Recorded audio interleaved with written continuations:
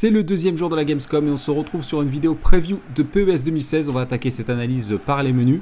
Alors les menus ont très peu changé, il faut dire ce qui est. Le système de drag and drop est toutefois un peu plus souple. Il y a eu quelques ajouts au niveau des photos des joueurs, des statistiques un peu plus détaillées. Un système de cartes qui a été ajouté également pour les gardiens. En termes de stratégie, on se retrouve également avec la même interface, avec la possibilité de régler sa formation par forme, par capacité ou manuellement.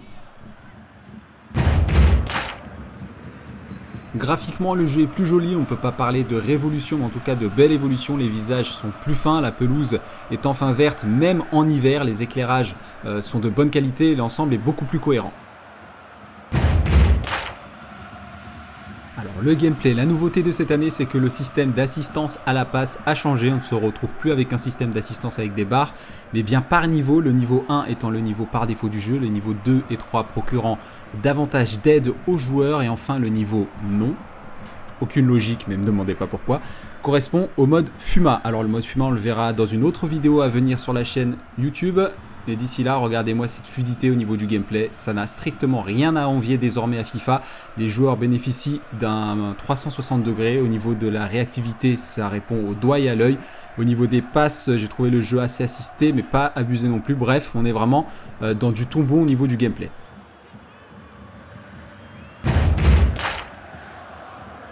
Autre nouveauté cette année, le moteur de collision qui fait enfin son apparition dans la série PES.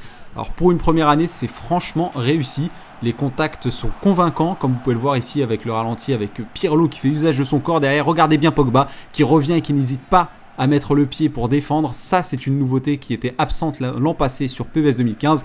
Autre kiff, regardez-moi cette course avec Totti pour chasser par Pirlo et Arturo Vidal. Les mecs ne lâchent pas le morceau et récupèrent la balle derrière. L'intelligence artificielle, voilà un chapitre assez costaud que j'ai décidé d'aborder alors que je ne joue pas normalement contre l'ordinateur, mais j'ai décidé quand même d'en parler dans cette vidéo. Je suis plus un joueur qui joue contre des joueurs en ligne, mais regardez, voilà, j'ai mis pause, on va analyser cette situation de jeu. J'ai réussi en fait à orienter le jeu vers la gauche, vers l'aile, et tout de suite on voit les trois lignes défensives avec Matuidi, je crois, Mathieu Schneiderlin et derrière Mamadou Sakho. Et on voit tout de suite en fait que les trois vont suivre. Bref, franchement, sincèrement, par rapport à ce que j'ai vu l'an passé avec PES 2015, il y a vraiment un gap qui a été franchi au niveau de la réaction des défenses adverses et même au niveau de la construction. L'IA n'hésite pas à temporiser, à déborder, à centrer, à attaquer le porteur du ballon. Bref, franchement, c'est un comportement limite parfois même humain. C'est assez déstabilisant quand on prend le jeu. Donc c'est un progrès, c'est pas forcément une révolution, mais il y a vraiment du mieux et je tenais à le souligner, à faire cette vidéo sur l'IA en Superstar qui vraiment, regardez sur cette action, le tacle de Pogba, ça par exemple, je m'y attendais absolument pas, j'ai même pas essayé de dribbler Paul Pogba, c'est une réaction que j'avais pas forcément l'habitude de voir dans PES et qui maintenant est vraiment monnaie courante, en tout cas dans ce gameplay, dans la saison de jeu que j'ai pu faire sur cette version Gamescom.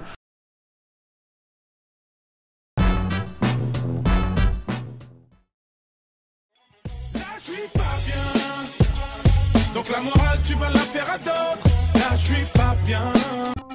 Hans Zappad, le pansement des rageux. Hans Zappad, der Verband der Spieler frustreert. Hans Zappad, het verband van de spelers gefrustreerd. 汉德扎卡德，球员的更衣室沮丧。 Et vous pouvez voir encore une fois, regardez au niveau de la surface de réparation comment ça bouge, comment ça suit les joueurs. C'est compliqué de trouver des ouvertures parce que vous allez toujours avoir 1, 2 ou voire même 3 joueurs parfois sur le dos. Vous allez tout le temps être harcelé, donc au niveau du pressing, mais dans le bon sens du terme. C'est pas non plus un harcèlement assez cheaté comme les joueurs le disent, mais vraiment voilà, quand on réussit à trouver l'ouverture, il faut encore battre le gardien. Vous avez vu le petit lob, c'est pas une finition à proprement parler. J'ai testé le L2 rond. Voilà, c'était la technique qui ne passe plus. Donc j'ai testé plusieurs fois sur plusieurs situations de jeu. C'était pour vous montrer vraiment que ça a été corrigé. Donc ça c'est un bon point. Et donc pour en revenir à l'IA au niveau du jeu, vous pouvez voir encore une fois, j'essaye de déborder. Regardez tout de suite le retour derrière du joueur de la Juve qui va venir marceler. On a beaucoup moins de liberté en fait pour s'exprimer. Il faut vraiment lâcher rapidement le ballon. pas forcément passe ping-pong, même si là je suis en mode automatique, mais il faut, voilà, c'est à vos risques et périls si vous gardez le ballon, parce que les tacles sont efficaces, parce que les collisions sont mieux gérées, parce que les défenseurs adverses sont beaucoup plus agressifs. Et regardez, j'ai pas forcément profité de la récupération, j'ai essayé de prendre mon temps, mais regardez tout de suite, je vais mettre pause là également, Chiellini qui est remonté pour couper la passe en retrait. C'est l'un des nombreux exemples que j'aurais pu citer avec l'IA, puisque je peux en faire franchement une série de 10 vidéos de 10 minutes.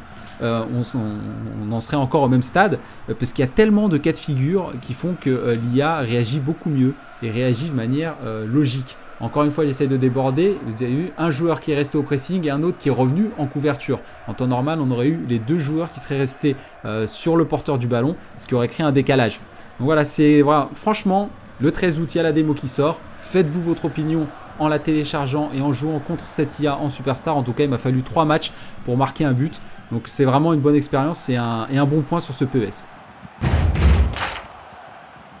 Les caméras, je vais vous en présenter deux. La nouvelle qui est introduite sur PES 2016, la caméra dynamique, comme vous pouvez le voir, qui suit bien l'action. C'est vraiment un plus en termes d'immersion, même en termes de lecture, visibilité au niveau du jeu.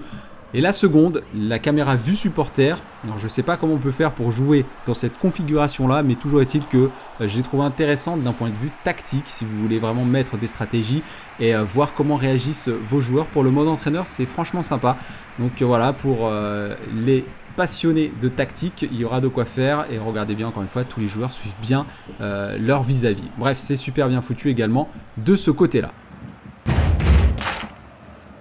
C'est la fin de cette première partie de la vidéo preview sur PES 2016. De notre côté, on vous donne rendez-vous, restez connectés ce samedi pour la seconde vidéo. On abordera les points améliorés et notamment également le mode fumade. D'ici là, on se quitte sur une compilation de gardiens et d'arrêts vraiment intéressants.